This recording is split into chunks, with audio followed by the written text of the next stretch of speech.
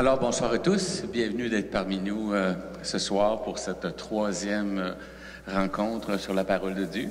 Ce soir, le thème, c'est Parole de Dieu et nouvelle évangélisation, en particulier nouvelle évangélisation en paroisse. Ce soir, j'ai des invités. Ce sont des paroissiens sans être des paroissiens. Ils vont nous expliquer pourquoi.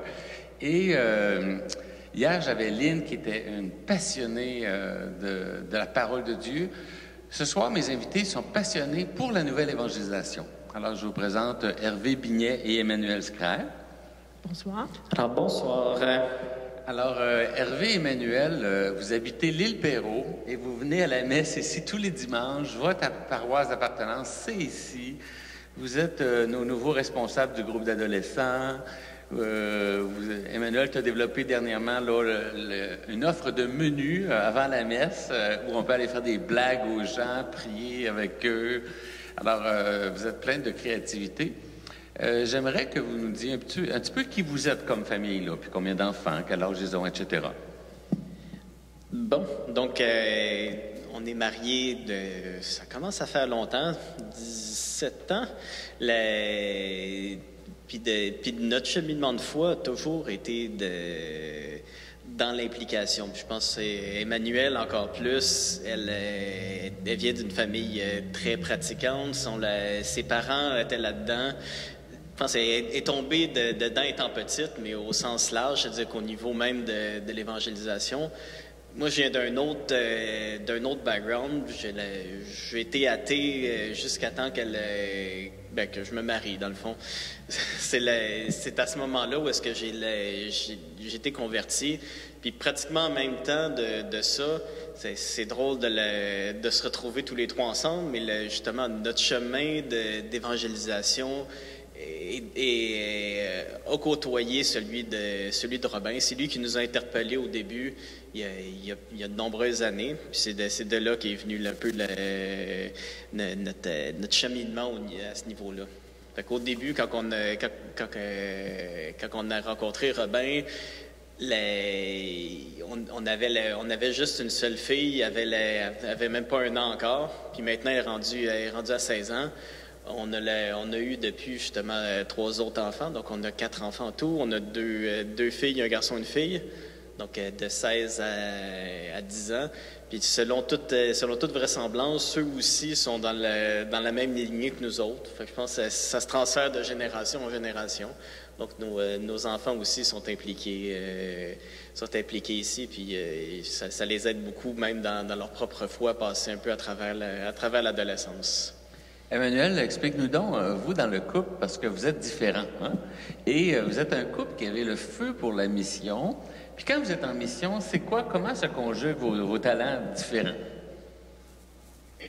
C'est toute une question. J'aime bien organiser, j'aime bien créer. Puis Hervé a le côté logistique, terre à terre, qui, dans le fond, je pense, rend possible tout ce qui bouille dans ma tête. Donc, ensemble, souvent, j'aime bien lui donner l'exemple que je suis la pédale à gaz, puis lui, c'est la direction. Puis ensemble, on a vraiment la possibilité de réaliser des projets qui sont créatifs, fous, inspirés, mais tout en étant appuyés justement sur un côté concret, très, très, très mesuré, très justement logistique, pour rendre les choses possibles. Comme je vous connais bien, je sais que pendant plusieurs années, presque pendant 10 ans, vous avez eu vraiment une mission de nouvelle évangélisation auprès des jeunes adultes et avec des jeunes adultes. Pouvez-vous nous raconter soit quelques anecdotes ou des trucs importants que vous avez appris là, dans cette expérience de nouvelle évangélisation? Quand je disais tout à l'heure que ça faisait un bout qu'on connaissait Robin, au début, il était dans le diocèse. Il nous avait interpellés pour faire... Je n'étais pas sûr de ce qu'il voulait, puis je suis pas sûr que lui non plus le savait dans ce temps-là. Mais en bout de ligne, ce qu'on a fait, c'est qu'on s'est mis à prier ensemble. On s'est dit, Seigneur, fais quelque chose parce qu'on ne sait pas quoi faire. Fait qu'on a prié, on a adoré, on a fait ça pendant quasiment 6 mois, c'est ça. Fait que puis après ça est venu justement les montées jeunesse en prévision du congrès eucharistique. Puis de là, après ça, est né un groupe qui est devenu plus tard le groupe Siloé. Il y en a certains qui en ont entendu parler d'une façon ou d'une autre de ce groupe-là. Donc Robin parti, nous on est resté avec le groupe de jeunes adultes comme ça, puis on a fait notre bonhomme de chemin. Puis ça a été quelque chose où est-ce que c'était justement des jeunes adultes qui étaient là. Puis la mission d'une certaine façon de Siloé, ça allait avec son nom. Donc c'était silence, louange, puis évangélisation. Le silence, c'était pour l'adoration. La louange, c'était pour le côté plus exalté. Puis l'évangélisation, ben c'était ce qu'on voulait toujours faire. C'était le feu qu'on avait, justement, d'amener le Christ au monde. Et concrètement, Emmanuel, comment vous faisiez ça de l'évangélisation, vous autres, avec les jeunes adultes? L'évangélisation, c'est porter le Christ. Puis, ce qui me venait, dans le fond, de ta question tantôt, c'était de quelque chose de marquant que j'ai vécu à travers notre ministère, notre apostolat. C'est vraiment au début, je me disais, je fais vraiment ça pour le Christ. Là. Je veux dire, c'est pas pour moi, je fais ça. Puis à mesure que les années ont passé, ce que je réalisais, c'est que de plus en plus, je faisais vraiment ça pour le Christ, puis que avant, peut-être que je faisais un petit peu ça pour moi, puis que je faisais, dans le fond, justement, plus je cheminais, plus ça devenait vraiment pour le Christ. Puis je pense que c'est à travers ça que j'ai compris le sens de l'évangélisation. Je veux dire, si le Christ est premier dans ma vie, je dois tout faire pour qu'il devienne premier dans la vie des autres. Puis à travers Siloé, ça l'a pris énormément de formes. Tu sais, un que tu vas peut-être apprécier, qui est un exemple marquant, c'est on était au IGA, puis il pleuvait, puis on a dit, on va aller accompagner les gens avec des parapluies.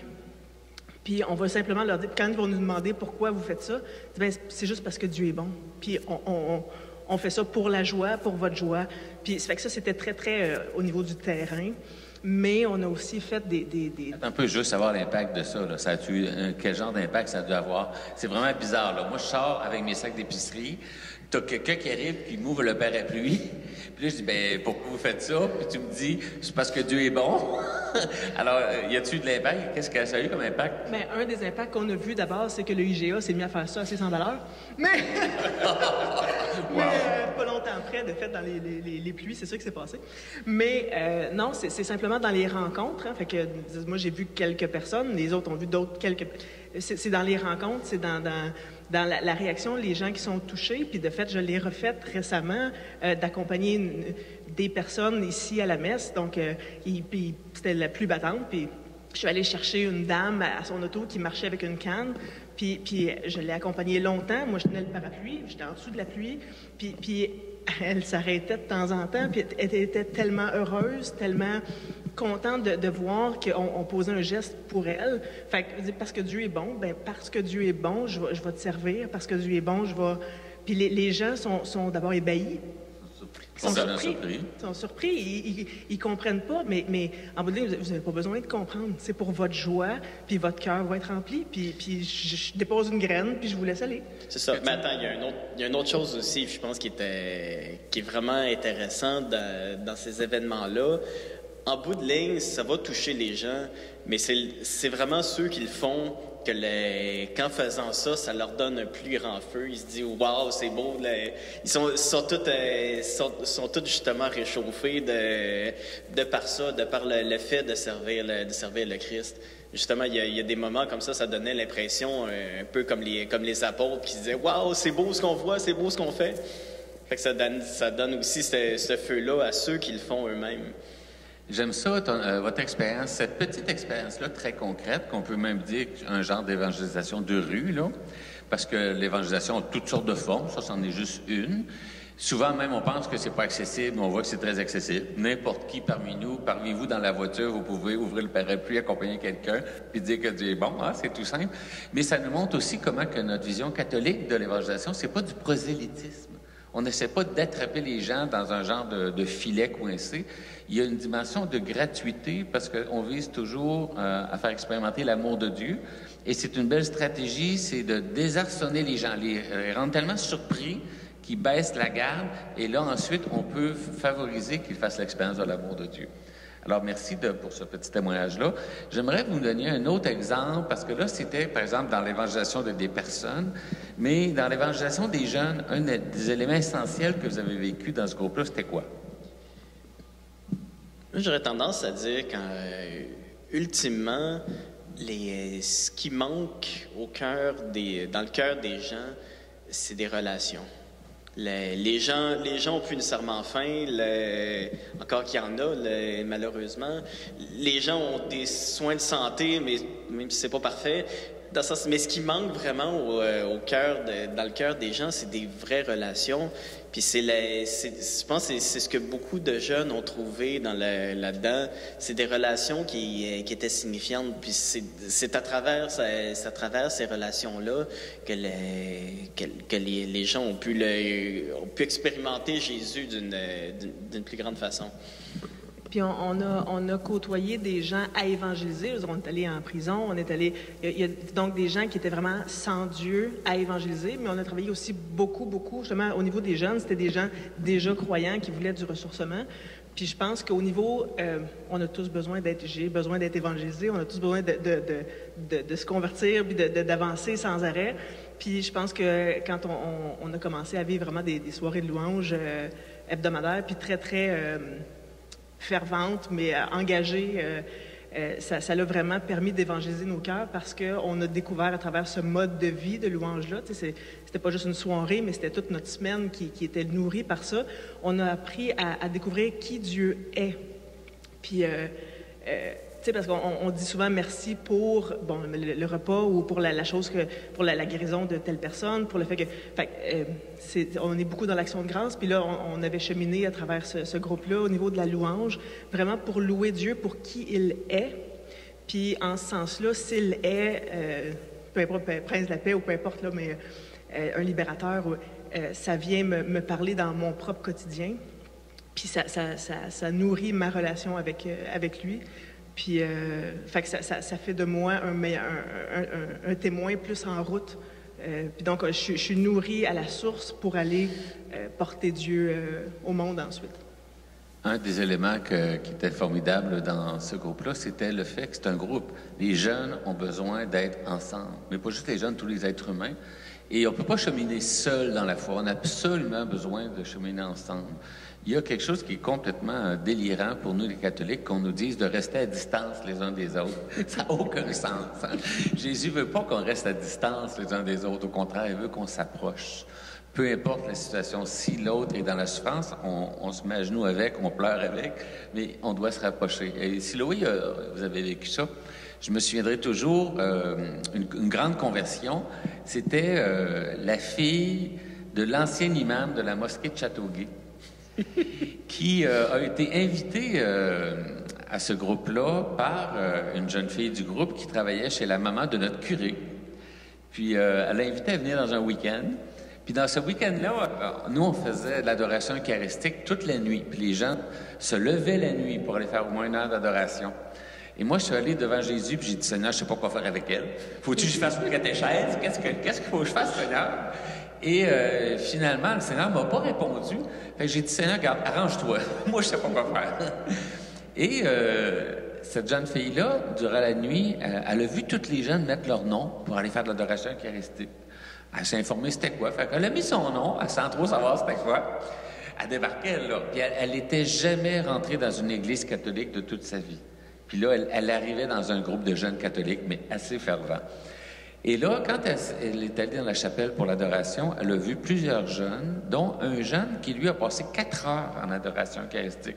Puis c'est un jeune, là, de l'allure, là, un jeune qui étudiait pour être avocat, puis était très impressionné. Fait qu'elle s'est dit, il y a quelque chose là. Fait qu'elle est allée faire de l'adoration, et tout à coup, elle a été touchée par Dieu. Puis elle n'a pas dit à personne, moi, elle m'a raconté ça 9 mois plus tard. Elle a dit, le Seigneur, il est venu à elle, il l'a aimée. Elle s'est sentie aimée sans condition, d'une manière totalement surnaturelle. Elle a braillé toutes les larmes de son corps. Quand elle a raconté ça, moi, je lui ai dit, oui, mais t'as-tu cru que Jésus était vraiment présent là au Saint-Sacrement? Elle a dit, ben oui. Alors, j'ai dit, ben t'es devenu catholique en une nuit. C'est assez formidable. Ça, c'est un genre d'expérience, puis il y en a plein d'autres hein, que vous avez vécu dans ce groupe-là. Là, il est écart. Ce qu'on va faire, j'ai choisi un chant pour vous faire un petit cadeau. C'est un chant qui va nous faire prier tout le monde. Je vous invite à fermer vos yeux, à bien tendre vos oreilles, comme si c'était des voiles tendus dans le vent. Et on va écouter ce chant-là.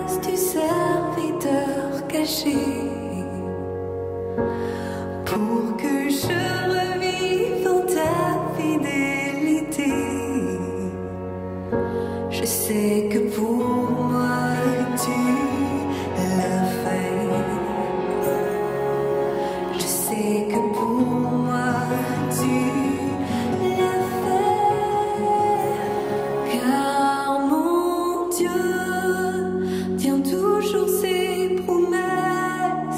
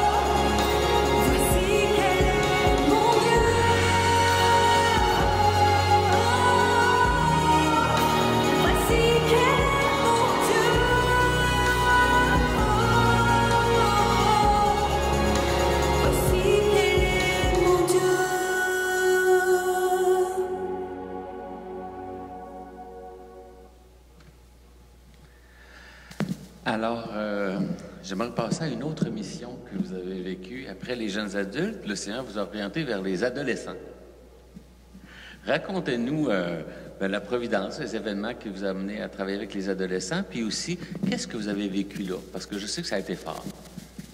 Mais la Providence, ça faisait longtemps qu'elle nous préparait à être avec les adolescents parce qu'une des membres du groupe qui a démarré le groupe... Tu parles du groupe des jeunes adultes? Oui, une des membres du groupe de jeunes adultes qui a démarré le groupe là, dans les débuts avec nous, parlait tout le temps, elle allait surveiller à la patinoire en hiver, puis dans le petit chalet là, où les gens peuvent attacher leurs patins, puis elle parlait tout le temps avec les petits gars, là, elle les appelait ses petits bums, qui venaient patiner, puis des fois ils mettaient le trouble, puis tout ça, puis elle jasait avec eux, puis elle évangélisait justement, parce qu'elle était très évangélisation de rue, puis tout ça. Puis elle nous parlait de ça sans arrêt. Elle a dit, il faut aller à la patinoire, il faut faire ça, il faut évangéliser les jeunes, les ados. Puis ça donnait jamais qu'on se tourne vers ça. Puis à un moment donné, le groupe de jeunes adultes a arrêté. Puis c'était clair là, dans un renouveau, dans un désir d'évangéliser plus concentré sur notre région, sur la paroisse à l'époque, qu'il fallait s'orienter vers les adolescents. Puis ça l'a coulé à ce moment-là de source vers là. Ça, une des choses qu'on a réalisé dans le fond avec le groupe de jeunes adultes, ça fonctionnait quand même assez bien. On a organisé des événements, des retraites comme ça, on était une cinquantaine. Fait que, tu sais, ça allait quand même assez bien. Mais le problème de ça, c'est que c'était quelque chose de régional, puis c'était quelque chose, dans le fond, qui n'était pas un lieu d'appartenance. C'était un groupe que les gens fréquentaient, mais c'était pas là où est-ce qu'ils s'investissaient pleinement, sauf pour quelques-uns. Puis ce qu'on s'est rendu compte, c'est que pour qu'il puisse y avoir un renouveau de la foi, ce qu'on a toujours porté, c'était un renouveau de la foi au Québec. Puis pour qu'il puisse y avoir un renouveau comme ça, qui s'enclenche, ça prend justement un endroit qui est réchauffé, un endroit où est-ce que ça peut vraiment se transmettre de là avec des gens qui sont engagés dans ce milieu-là. Fait que c'est de là qu'on s'est dit on va se recentrer un peu plus sur notre paroisse. Puis nos propres filles, nos plus vieilles vieillissaient, leurs amis vieillissaient, là, qui étaient tout proches, là, les amis d'enfance, tout ça. Donc, il y avait un peu de la même façon que le groupe de Siloé au départ, qui avait des bons cathos, de bonnes familles. Bien là, on avait la même chose, mais ils n'avaient pas 15-16 ans, il y avait plus 11, 12, 13 ans. Fait que c'était des piliers, puis on a bâti pour eux, puis avec eux. Puis à ça, d'autres se sont greffés. Puis il y a peut-être une autre chose aussi, je pense que c'est peut-être notre côté anticonformiste. Tout le monde dit que travailler avec les adolescents dans l'Église, c'est ce qui est le plus difficile. Qu'une fois que les jeunes sont confirmés, qu'on les revoit plus. Mais nous autres, on s'est dit, on va voir si c'est vrai cette histoire-là, si c'est vrai qu'une fois qu'ils sont confirmés, qu'ils veulent plus rien savoir. Fait que c'est peut-être parce que c'était rendu trop facile, les jeunes adultes. Et justement, vous n'avez pas fait ça comme avec les jeunes adultes pendant plusieurs années. Les jeunes adultes se rencontraient chez vous à la maison. Vous avez une maison qui accueillait une soirée de prière, mais pas avec les adolescents. Là, vous l'avez vécu avec la paroisse. Parlez-nous de ce lien, puis c'est quoi que ce groupe d'adolescents-là a vécu en paroisse? Bien, il y a une raison relativement simple à ça, c'est que les adolescents sont mineurs. Fait que là, de les amener à la maison, ça c'est moins approprié, là, surtout quand ça dépasse les amis de nos enfants et tout ça. Donc, on ne l'a pas considéré là, pour des raisons très concrètes comme ça. Mais cependant, le fait d'être intégré à la paroisse, ce que ça fait, c'est qu'il y a des adolescents qui sont vus à la messe. Il y a des adolescents qui mettent de la vie à l'Église. Il y a des paroissiens qui passent puis qui font « Wow! » Puis on nous a dit que l'Église, c'était des vieux. On nous a dit que l'Église était mourante. On nous a dit que, on vous a dit quelque chose de pas vrai. Parce que en bout de ligne, notre expérience, c'est que les jeunes ont soif. Puis ils sont willing, ils veulent, ils se donnent, puis ils sont créatifs, puis ils ont soif aussi de découvrir qui est Jésus, d'apprendre à prier. Puis d'avoir du plaisir ensemble aussi dans leur foi, donc de voir qu'ils sont pas seuls comme jeunes, parce que souvent, quand tu es un adolescent, tu penses que tu es tout seul. Fait que là, le fait de voir que tu n'es pas tout seul, puis aussi de voir que c'est pas plate d'être chrétien, d'être croyant. On peut avoir du fun ensemble, puis faire partie d'une belle gang. Puis une des choses que je trouve incroyable, justement, avec les adolescents, c'est qu'ils n'ont pas peur. Dans le sens, ils veulent pas ils veulent pas paraître cave, mais de l'autre côté, ça leur dérange pas de faire le cave. Surtout en gang. C'est ça. Avoir la cave tout seul, c'est bien gênant, mais en gang, c'est le fun. Mais c'est ça, il y a beaucoup d'enthousiasme, puis de allons-y, tu sais, puis juste une expérience, à un moment donné, on avait fait une vente de garage devant l'église, puis ça se voulait qu'une vente de garage pour avec la musique, puis ça, bon, pour ramasser un peu de fonds, puis ça. Puis à un moment donné, il y a un des ados qui a dit « Hey, on pourrait faire un lavoto ». Puis il l'a lancé juste comme ça, puis nous autres, on a dit « OK ». Fait qu'on va te donner ton lavado. Fait qu'on est allé chercher le boyau, puis ça. Puis là, les ados étaient tellement contents. Il l'a lancé juste comme ça, en se disant, on peut pas faire ça. Puis on l'a rendu possible. Puis après ça, c'était de voir tous les ados à laver les voitures, mais justement tout souriant, puis vraiment pour être, juste pour donner de la joie, puis du wow là, dans notre journée de vente de garage. Alors, les voitures étaient propres pour la plus grande gloire de Dieu. Amen! Vous me faites penser que les ados, tu dis qu'ils sont créatifs, sont willing, mais ce que je remarque, c'est que faut les entraîner. Ils vont pas avoir l'initiative, puis même des fois, leur imagination, il faut la faire débloquer. Ils l'ont pas d'abord. Et ça, vous avez cette drive-là. Et ici, maintenant, vous êtes nos nouveaux responsables de notre groupe d'adolescents. Et qu'est-ce que, jusqu'à maintenant, vous avez commencé à faire des choses pas mal de fun avec les ados? Racontez-nous ça. Qu'est-ce que vous avez fait jusqu'à maintenant? Par les temps qui courent, c'est limité. Puis malgré ça, vous en avez fait pas mal. On a un peu des bâtons dans les roues, quand même. C'est ça, c'est pas facile. Mais bon, on a fait deux soirées de... On a juste fait deux, finalement. Des soirées pour adolescents. Ensuite, on les a rassemblés après la messe juste pour échanger. Ensuite, j'ai inventé un jeu justement pour l'après-messe, au niveau des lectures, au niveau de l'homélie et tout ça. Fait on a fait ça avec eux. Justement, la semaine passée, il y avait trois équipes de 2 ados qui passaient aux voitures pour donner le menu du service au volant aux gens. Qu'est-ce qu'on fait d'autre? On peut-tu la connaître? C'est quoi la blague que vous faites au service au menu, là? Vous pouvez faire, on peut demander une blague? Il n'y en a pas juste une, parce que... Raconte-nous-en une blague. Je sais pas. OK, laisse faire. Je pensais que tu les connaissais, les blagues. C'est les ados qui vont raconter une blague aux gens. Non, mais c'est que je leur ai préparé une feuille, puis je pourrais raconter une, là, mais je leur ai préparé une feuille, parce que, veux pas, on les lance, mais il faut les sécuriser. Donc, ils ont le menu, les gens choisissent ce qu'ils veulent, soit une blague, une prière, on peut dire le Notre Père ensemble. Mais là, les blagues, ils ont une feuille de plein de blagues dans lesquelles ils peuvent choisir, parce que là, on ne leur demande pas d'en inventer une sur le coup. Puis aussi, pour ceux qui seraient moins habitués à prier directement, je sais que notre fille, si la personne demande à avoir une prière pour sa situation, elle confie une intention. Puis notre fille prie spontanément pour cette personne-là, mais c'est pas toutes les personnes qui sont à l'aise avec ça. Fait qu'ils ont une prière qu'ils peuvent lire à la personne. Fait que c'est tout mais c'est ça, les blagues.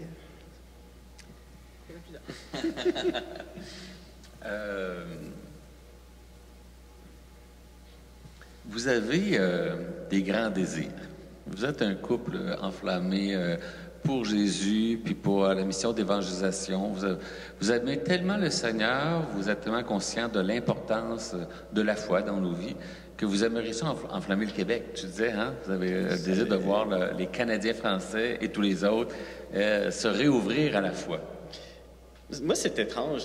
Comme je disais tout à l'heure, je suis un converti. Je suis pas Quand ça, ma foi date pas de longtemps, puis j'ai jamais connu l'Église dans ses beaux jours.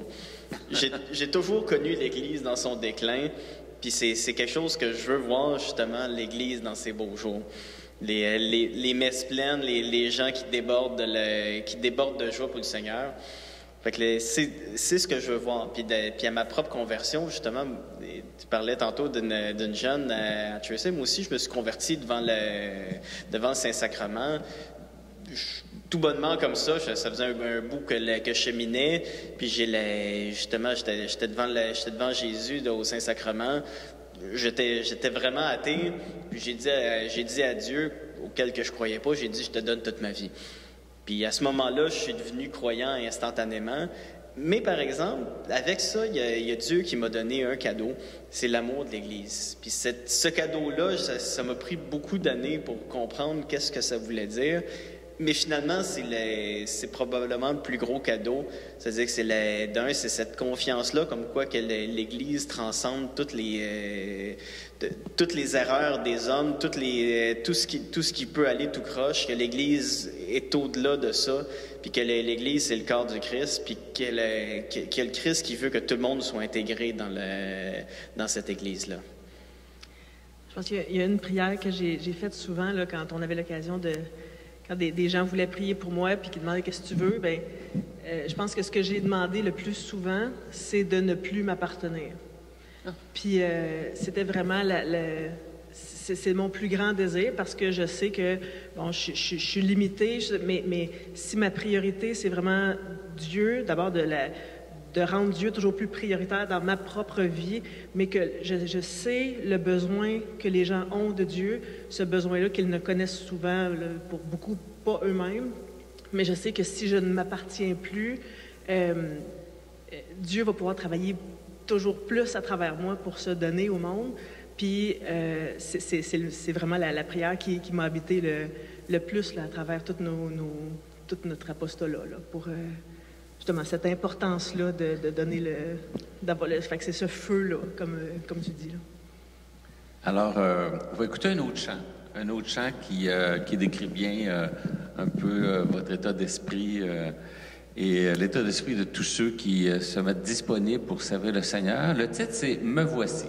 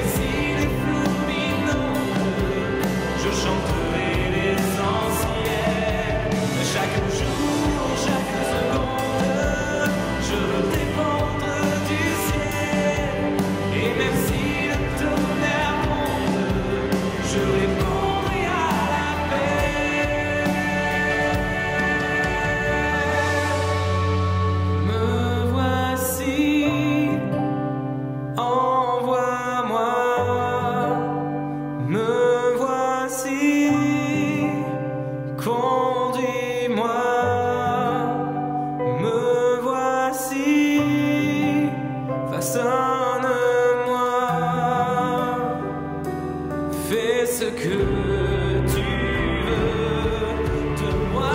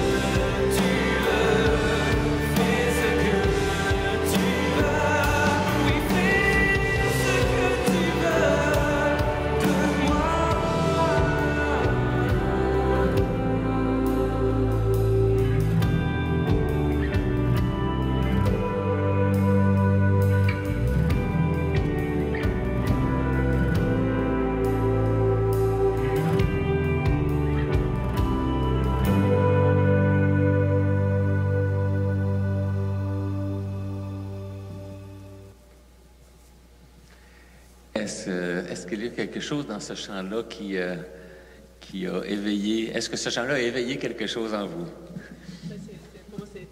C'est clair que c'est le me voici, envoie-moi.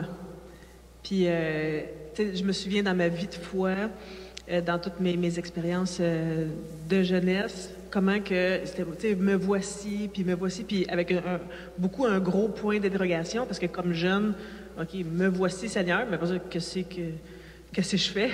Qu'est-ce que tu veux? Qu'est-ce que tu veux, c'est ça. Puis justement, beaucoup, le Seigneur, que veux-tu que je fasse? Mais là, me voici, envoie-moi. Pour moi, c'est clair que je vais me déposer au pied du Saint-Sacrement pour recharger les batteries. Fait, je vais dire, me voici, mais là, après, tout de suite, pars.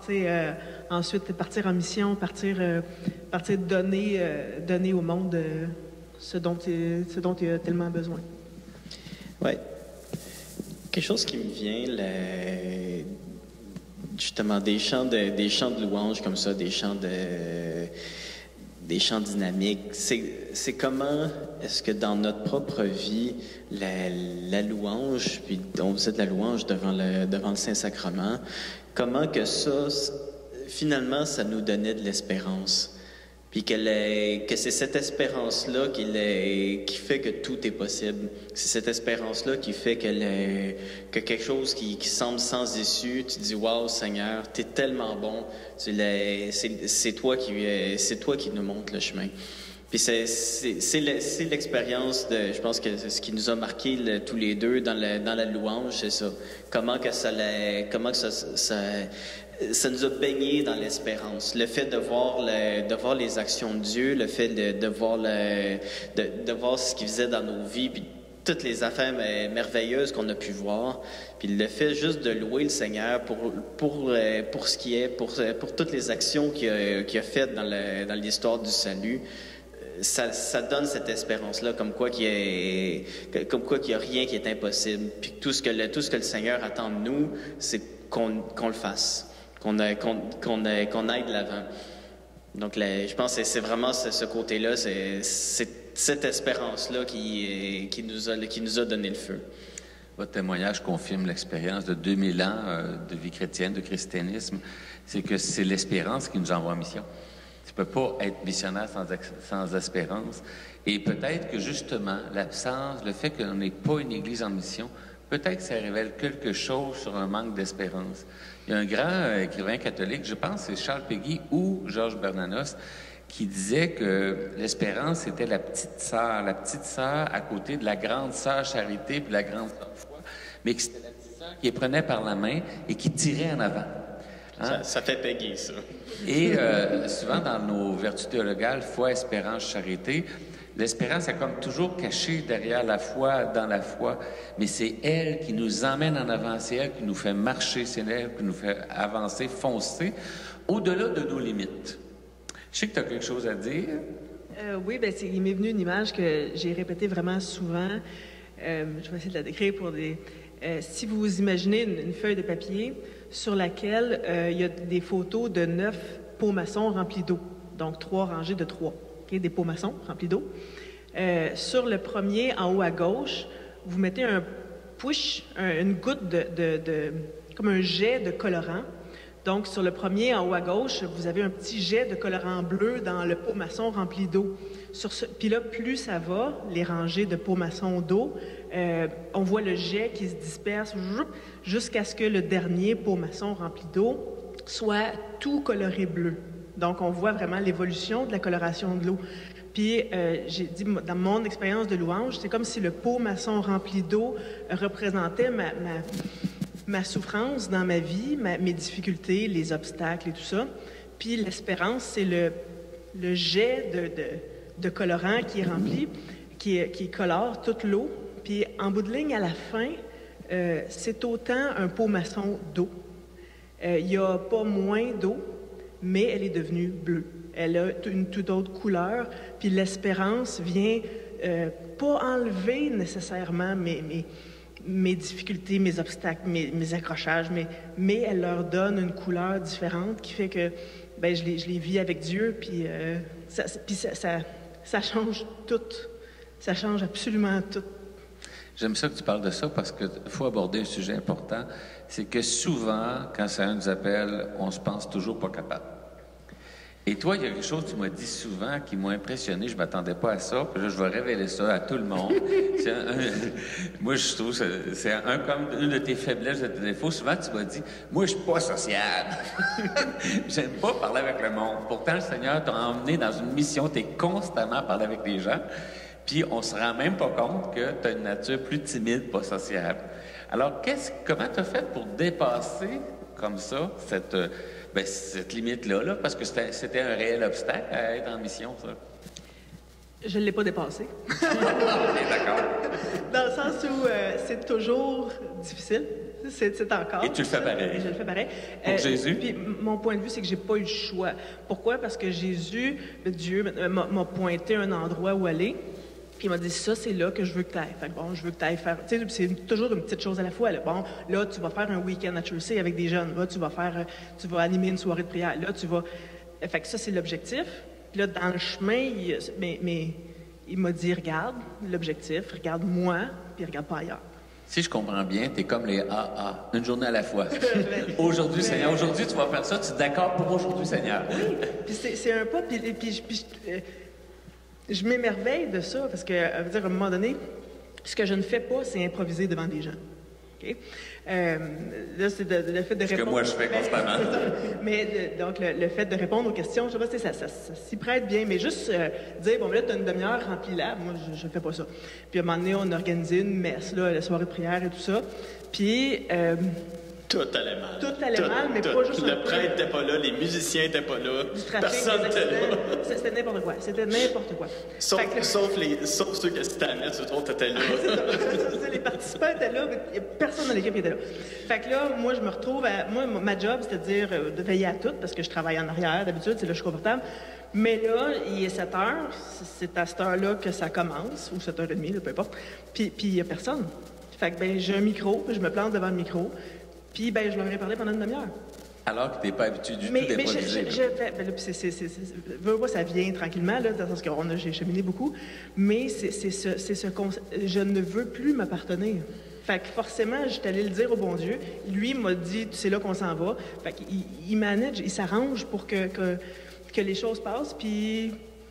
c'est sûr que j'essaye encore des fois de dire, bon, ben là, si j'ai le choix entre ça puis ça, je vais peut-être prendre la partie la plus confortable, mais si t'as pas le choix, fonce. Puis il y a plein de gens qui m'ont dit, mais j'en reviens pas.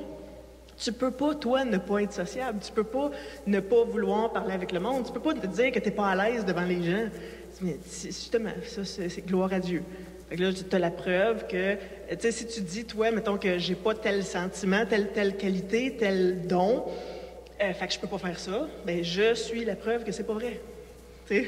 Tu me fais penser que dimanche passé, le frère de notre curé, Jean-Léon Lafitte, je parlais de quelqu'un qui vivait quelque chose, puis Jean-Léon, la personne faisait quelque chose de très bien. Là. Puis Jean-Léon, il interprétait en disant, c'est la preuve qu'elle est au service. Elle n'a pas mis son ego en avant, mais elle s'est mise au service, et c'est pour ça qu'il y a comme une grâce puis une onction.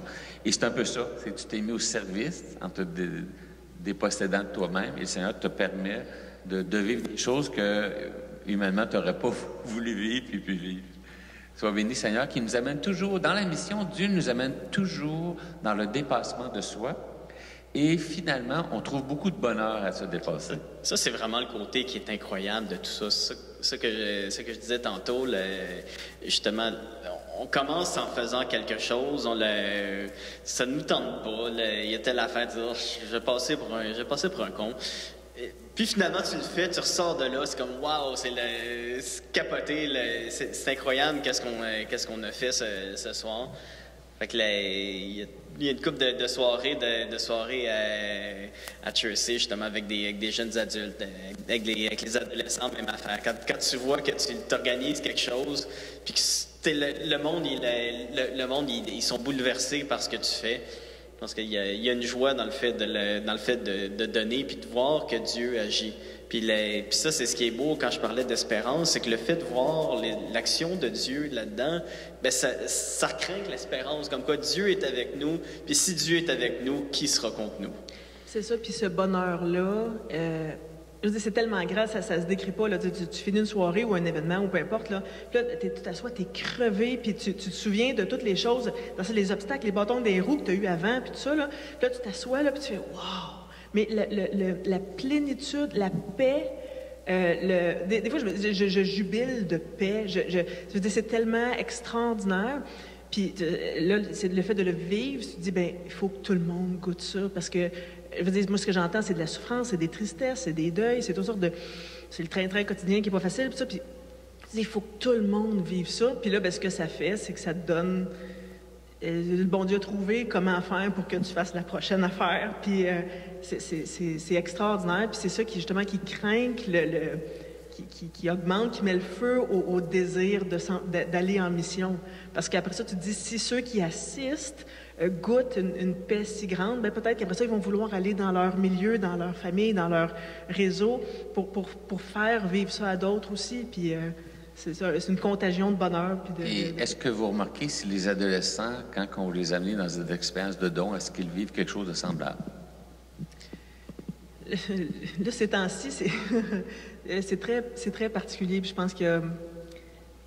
pense qu'on va avoir de la job, là, quand tout ça va reprendre, puis tout ça, le monde ne veut pas l'isolement, puis tout ça, c'est très, très...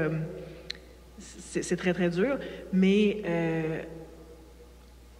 on les voit parler entre eux.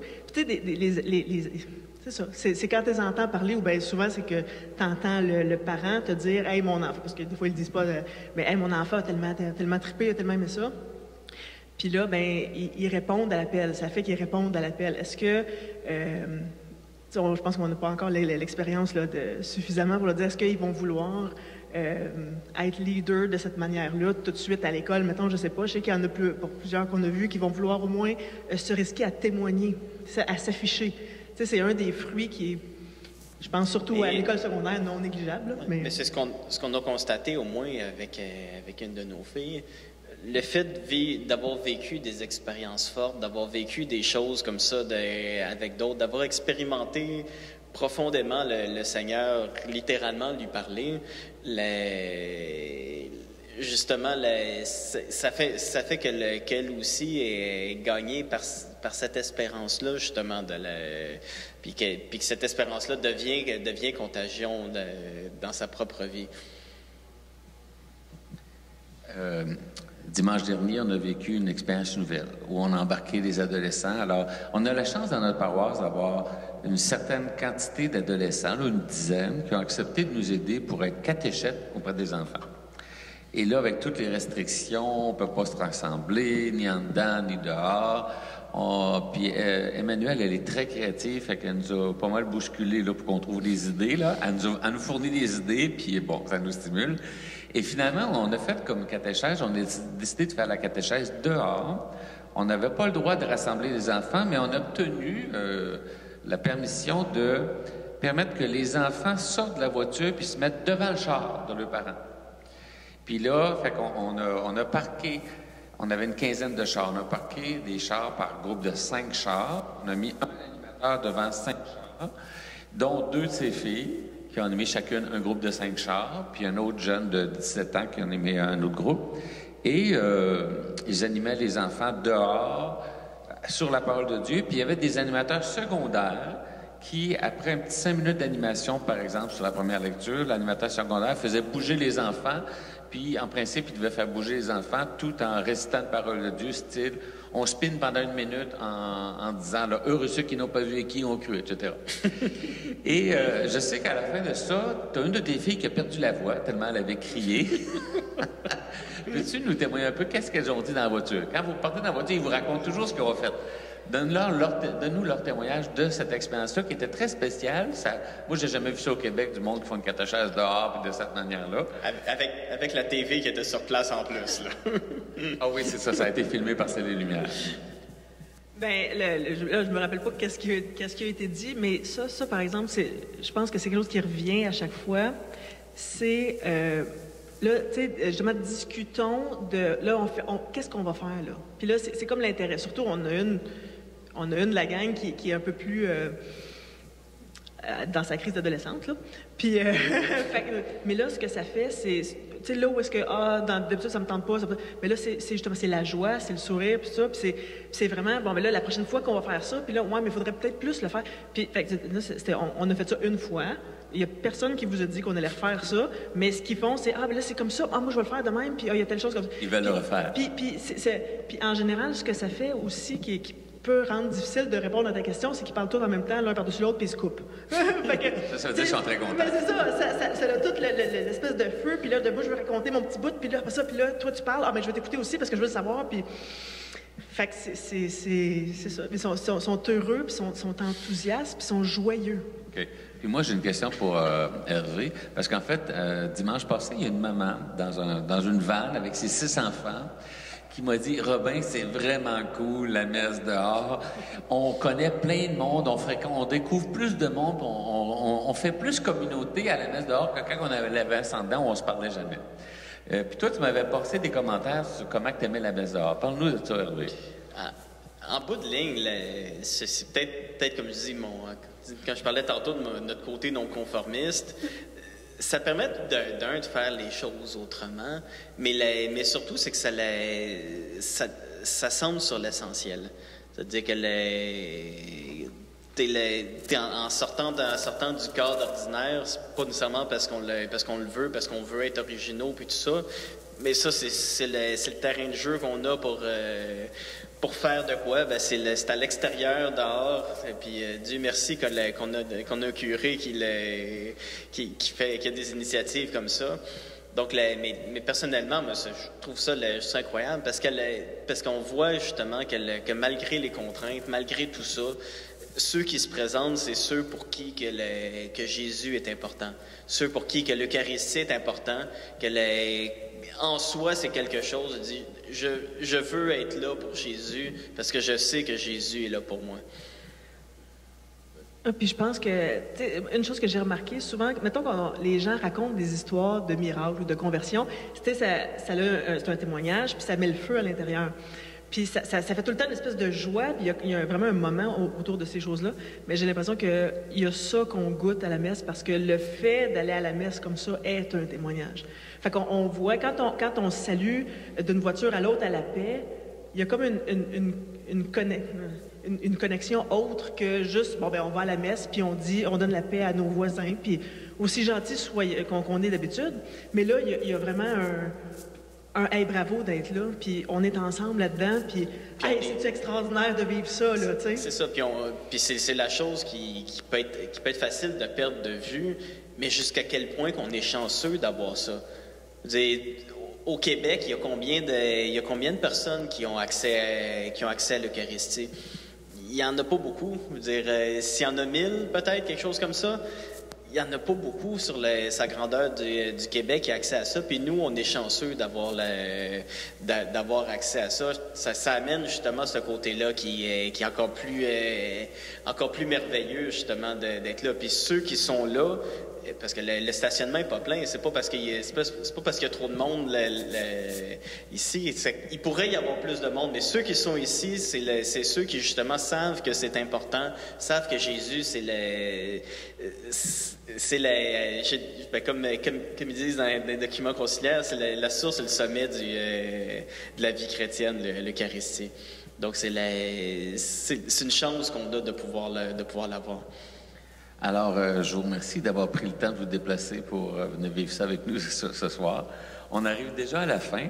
À la demande d'Hervé, notre chant final, on va mettre notre fameux Notre Père de Glorious afin qu'on le vive ensemble encore ce soir.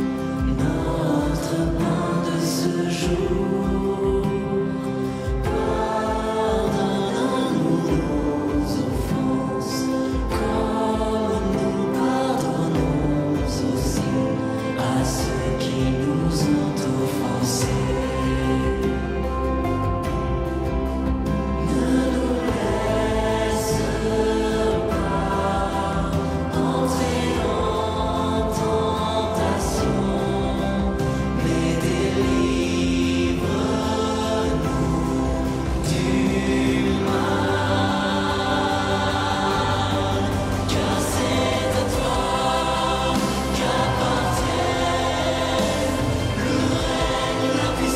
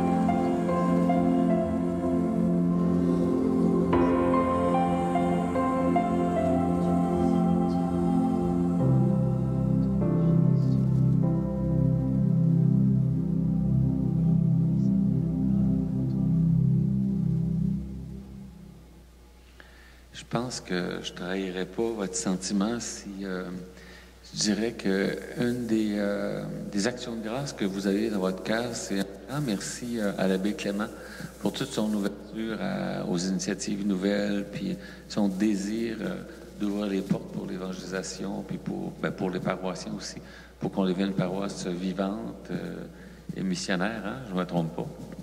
Ben, je pense pour moi qu'il y a un cœur de pasteur, cet homme-là, puis on est vraiment heureux d'en bénéficier, puis de voir d'autres qui peuvent en bénéficier aussi.